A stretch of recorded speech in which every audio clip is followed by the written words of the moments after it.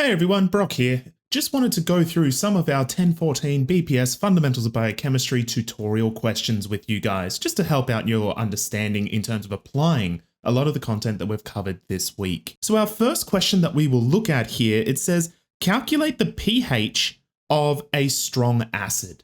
So what we need to remind ourselves is, what do we even mean by a strong acid? So a strong acid is something, an acid that when placed into a solution, we will have complete dissociation. So again, what do I mean by that? What do we mean when we say complete dissociation? Well, if we are looking at hydrochloric acid here, that means that if we have a beaker of water and we apply hydrochloric acid to it, we put hydrochloric acid into this aqueous solution, what is going to happen is that our hydrochloric acid, HCl, is going to completely split apart to form our hydrogen and chlorine. So looking at this question, it is asking us to calculate the pH. So the first thing that we need to do is remind ourselves what the equation is for calculating pH. So the pH is equal to negative log of our hydrogen concentration. Now, as I explained over here, what we are seeing with hydrochloric acid is that it's going to completely dissociate. Not only that, but for every molecule of hydrochloric acid that we have, we are going to see one molecule of hydrogen and one molecule of chlorine. So what this tells us is, if we look at the top here and we look at our concentration, this is a 1-to-1 ratio. What I mean by that is, for every one molecule of hydrochloric acid, we are going to see one proton down here.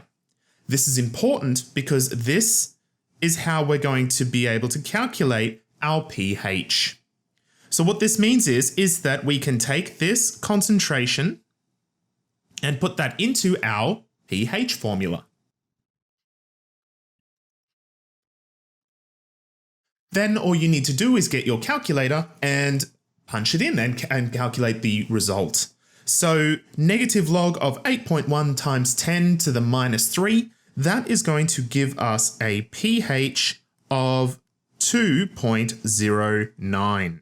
So what that tells us is that if we have 8.1 times 10 to the 3 molar hydrochloric acid, it is going to be at a pH of 2.09.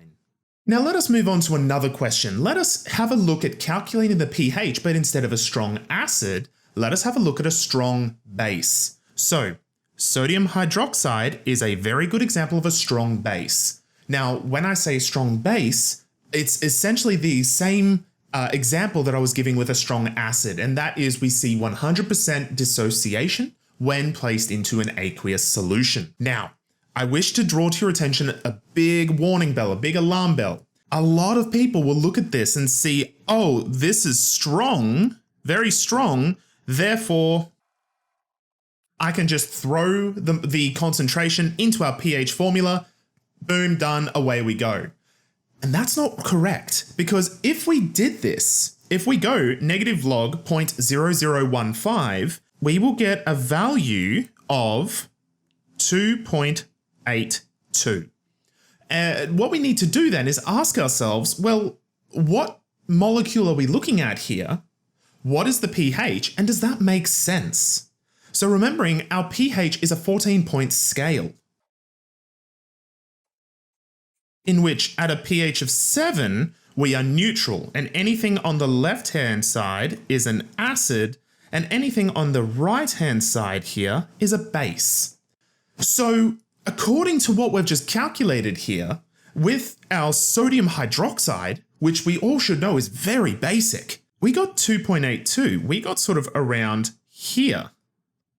Does that make sense? No. So that tells us that we have made an error, we've made a mistake. So what we have actually done here, we have not calculated the pH. What we have done is calculate the pOH, which is a measurement of how alkaline or how basic something is.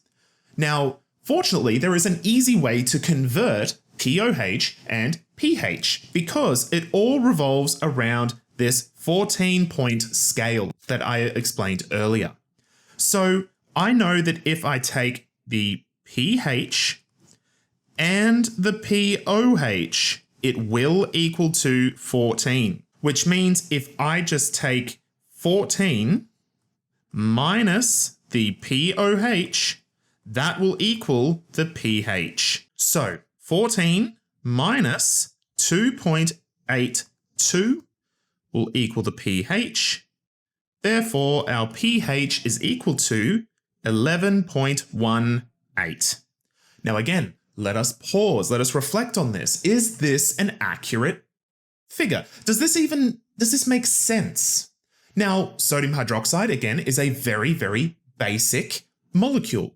So the fact that it is very much so on the right-hand side of our pH meter, yes, that does make sense. So that tells us that this would be the correct answer.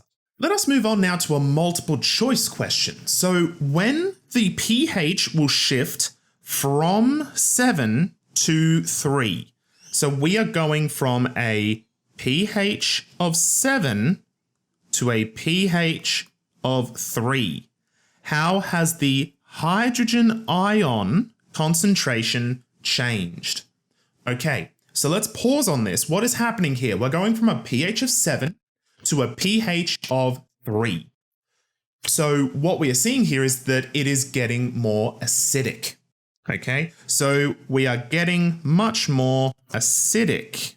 What does that mean in terms of the question? Well, what that tells us is the acidity is increasing. We're getting more acidic.